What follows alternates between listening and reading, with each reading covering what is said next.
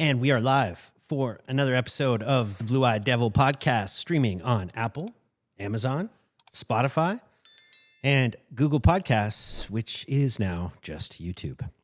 It is good to be back on the air again for another episode, and it is always good to welcome a new guest. Today, we have a graduate of Penn, Duke, and NYU, a global citizen who has lived in Nigeria, Ghana, the United Kingdom, the States, and now resides here in Toronto. Tegan Mosugu, welcome.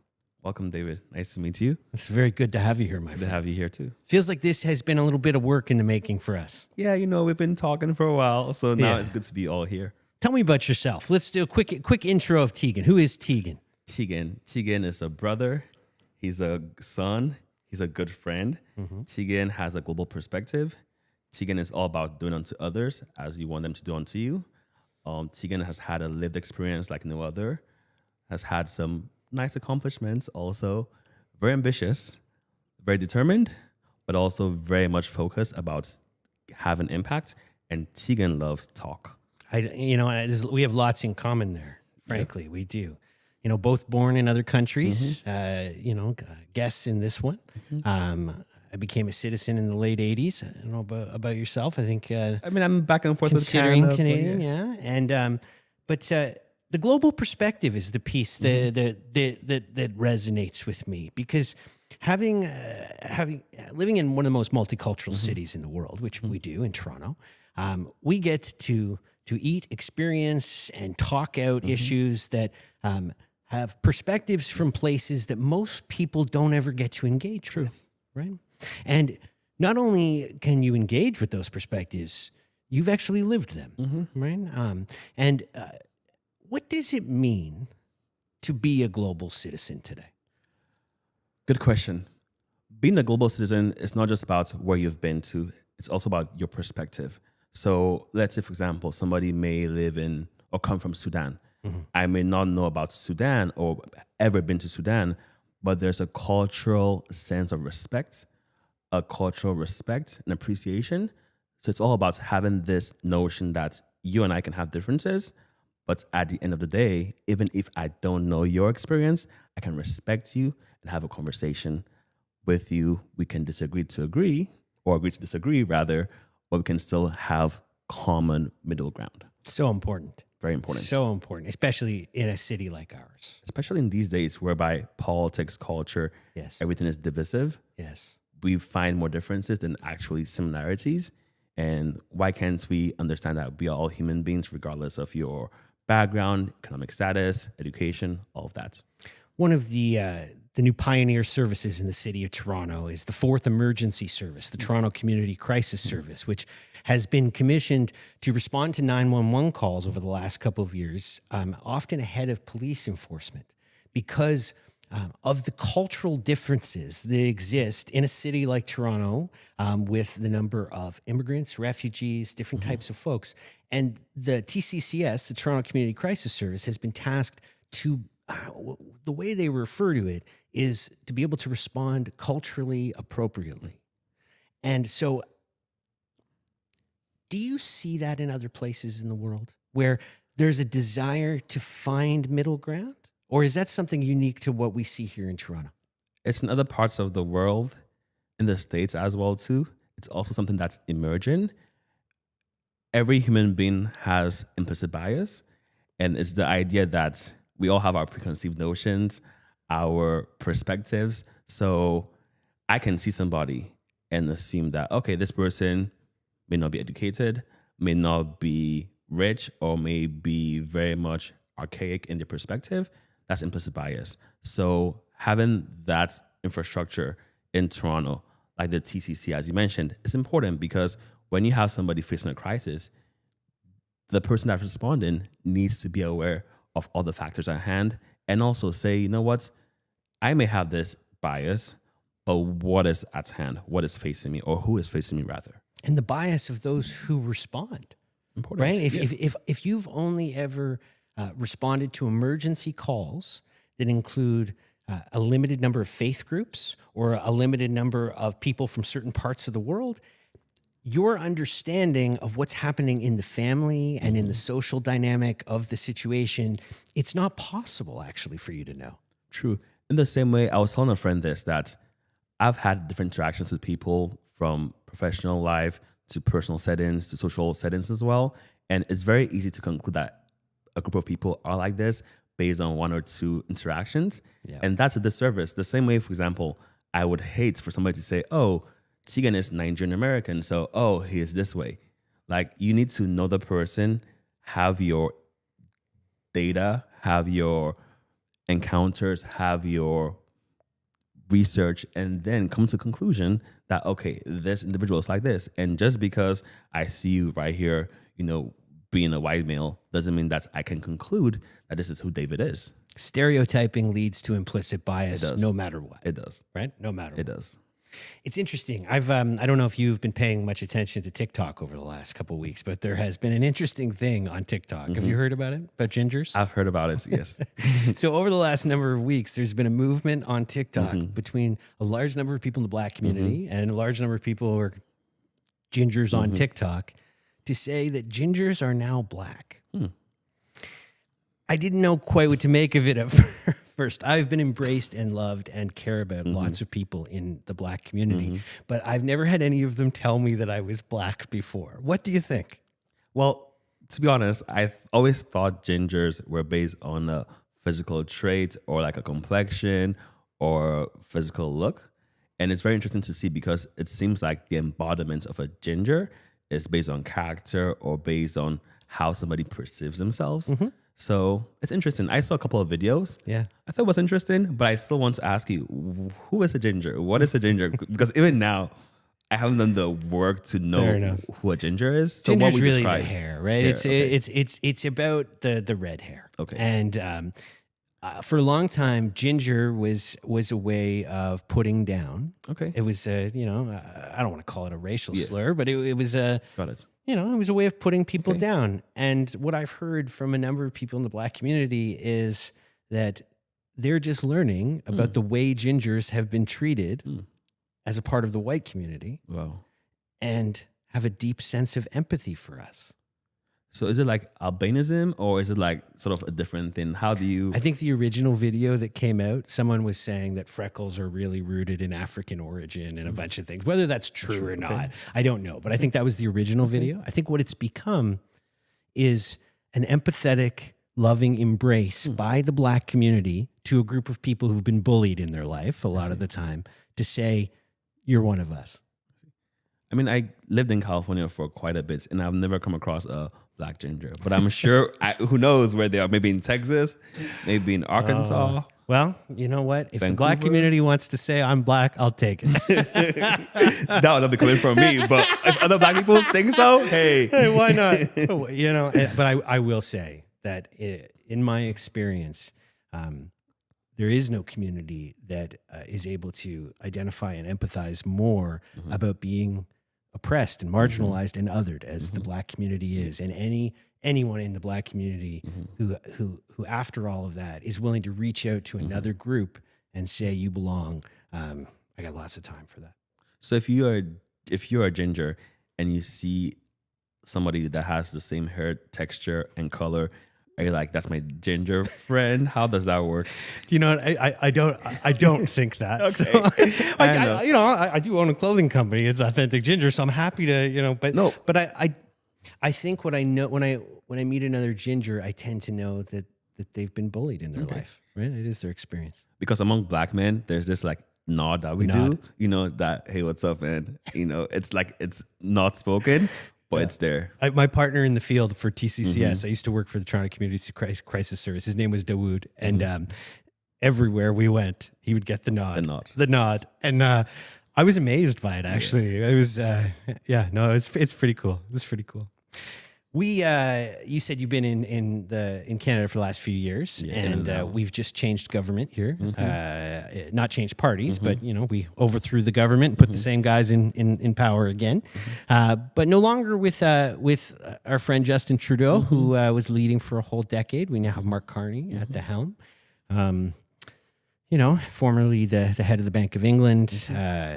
multi-millionaire himself. I'm not sure how he's that different than the conservatives, but what do you think? What do you see as a global citizen living here in Toronto?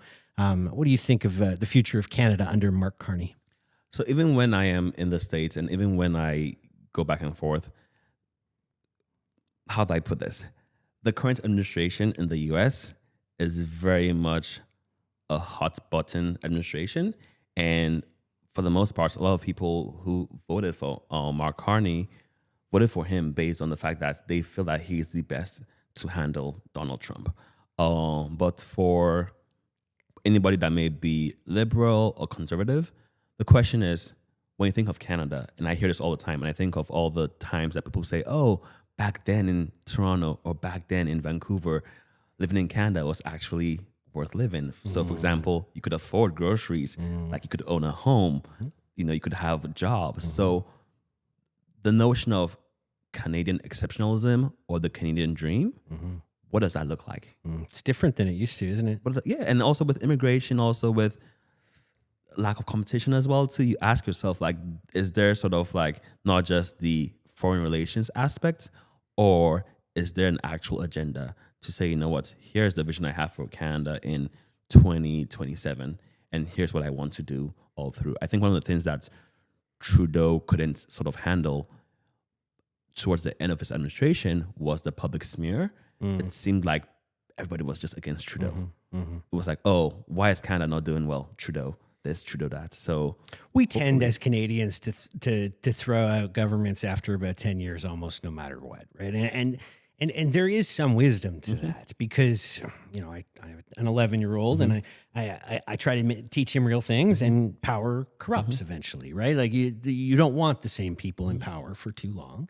And I had lots of time for Mr. Trudeau. I think he brought lots of good things to Canada. I think in the end, Canadians were tired of him. I think that's the truth. And they were tired of what came with him, which was scandal sometimes, right? It is what it is. And Mark Carney, I think, embodies kind of what I don't like about Mark Carney and what I do like about Mark Carney are actually the same thing. It's the father knows best thing, right? It's like we're bringing in the old man to kind of regulate the ship. And I don't know. I don't actually know if that's what we need. I don't know if Mark Carney delivers us the kind of future Canadian experience. I appreciated what you said about Canadian exceptionalism there, and that is the Canada that I've always dreamed of. I'm not sure that's where we're headed. What do you think? Mark Carney is coming in a very dicey time with all these tariffs.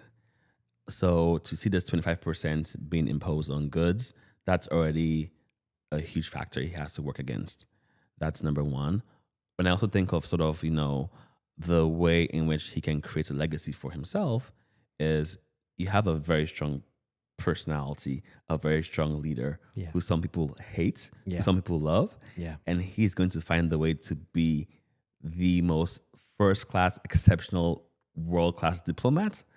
And who knows? It certainly seemed that way in the Oval Office a couple weeks ago, didn't it? He had a humility about him that was also larger than life, which is not easy to do. I'll tell you, it's not easy to do, especially with a man like Donald Trump. And so it was not unimpressive. I won't lie about that.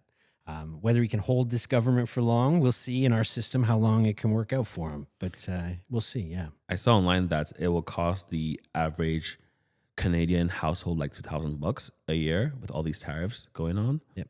But it's interesting to see, because whenever I go to the grocery store and I see all these Canada products, it's like, wait, where are all these coming from? It seems like now it's like made for Canada by Canadians, purchase these products first, and the American products are like pushed to the side. Even tourism, when you think about tourism, that's now sort of like the U.S. is literally pleading for Canadians to come to the U.S. Yeah, no, well, their president wants us to become the U.S. So it's an interesting thing. Your 3 degrees. It's a long story. I would love to. It's NYU. So Penn. So I'm a graduate of Duke University, NYU, and Penn, and then I got my PhD from the University of Pittsburgh. Okay. Yeah. Okay. And all the degrees. Tell me what they're all in. So public health and history and philosophy, But overall, throughout my career, I focus a lot on like public health, so global health. So whenever I'm not doing media, I tend to go back to countries that need resources to be mobilized. So I've worked on issues like HIV/AIDS, neglected tropical diseases, malaria, water, sanitation, and hygiene. I'm all about getting the resources and ensuring that people can have their lives be better. If you could do one thing to change the world around HIV/AIDS, poverty, malaria, what would be the one thing that we could do? I don't want to say promote anarchy, but a lot of times it seems that the best way to get this level of progress is by hearing from communities. Because even as a professional, even as somebody that works in these settings, there's a lot of bureaucracy that happens. So I would love for a model that allows communities to control the resources, enables them to be accountable as well too, and can also, promote their overall well-being. Self-determination and accountability. Yeah, but also you also need professionals as well too. So you can't just say community go this way and that way, because even with communities, that's where the accountability comes in. But also even communities, there can also be a degree of discrimination as well within group and between groups. Fair. Fair. So I was reading your bio and I was looking at some of the work you've done in the past, and I know that you have made contributions, NBC. Yes. When I lived in New York, I used to work on The View, The Rachel Ray Show, NBC in Pittsburgh, BET as well. What's Rachel Ray like? Good. Lots of food, lots of also rules on how you can eat that food too. But I really love that, because what I do now, all that experiences gave me sort of a first-hand account of like, oh, here's how to have a conversation, just seeing how production works. Here's how to do marketing. Here's how to do like a pitch. So for example, let's say I'm doing a pitch right now about you, for example. I'll be like, welcome to our show. I'm with David. If you want answers to all the questions you have, regardless of where you're from, David is the one. What are you waiting for? We'll see you soon. I'm going to clip that and use it all day. I know. I mean, it's rough, but funny. On the spot. So yeah. Very nice. Yeah. Very nice. What was the most surprising thing you ever saw on set? On sets, everything is a performance. Everything is literally a performance. Yeah. So whenever you see a celebrity backstage or literally on sets, it's a performance. You do have connections that people make, on sets. The team is very much solid and very much tight. Like The View, for example, that's a world-class show. That's ABC News. The facts are fact-checked. Yeah. So it's hardcore, it's live, but everything is a performance. So even the time that you have to comment from all the stars like Joy Behar, Whoopi Goldberg, who's an EGOT, it's literally a performance. And it makes you sort of like think about how much effort goes into all these shows, but also to carve out your own lane as well too, because nobody wants to be a replica of somebody else. So you can have people that you admire and people that you really find fascinating. But what lessons can you learn from them that can allow you to create your own lane? So yeah, that's what I say. Do you think that might be one of the distinctions between like podcasting and TV is the level of realism, I guess, that we can have podcasting just sitting together in a real conversation that's not being produced in NBC studios with, a very specific idea and box that it's supposed to go in? I mean, the notion of podcast has always been there all through. I mean, from the kitchen table to like everyday conversations, everyday bros talking, girlfriends talking, it's always been there. But what I find so interesting is that there's this general push for everybody to talk. And I think that's the beauty of podcasts now, because you're seeing people have conversations, whether it's about relationships, career, spirituality, whatever it may be, you're seeing that more and more. And if we can literally talk more and more, I feel that a lot of our issues can be resolved. But yeah, the conversations are very much organic. They're very much not as polished, but we do have some polished podcasts that always want like those clickbaits. So for sure. But if you look at like, everybody wants to use Joe Rogan as an example because it's easy, but he'll sit down for 2 or 3 hours with someone to have the kind of, you can only have a raw conversation like that over a significant amount of time. True. Right? It can't be produced in the 12-minute segment that hits all the boxes the way you want it to. And I do think there's something unique about that wasn't really the understood norm. The norm was you would kind of agree to what you're going to talk about and then put out in a kind of formed way. Folks who come and sit down with me on the Blue Eyed Devil podcast, for the most part, they have no idea what I'm going to ask them. And, they're going to dance the way they're going to dance based on the questions that come.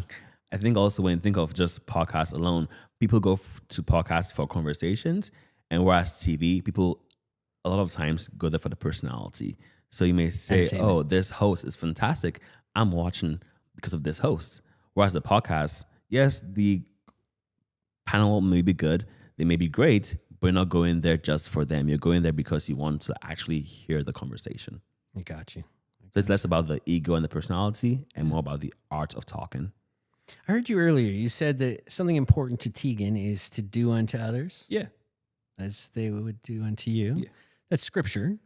True. Yeah. Is that a background for you? I believe in God. Like without God, I'm not like alive. So that's. Tell me about that. What does that mean? I mean, God is literally the major force in my life overall. Okay. That's not small then. That's not small. No matter what, no matter how great your ideas or your visions are, you do need to believe in God. There's a larger power at play.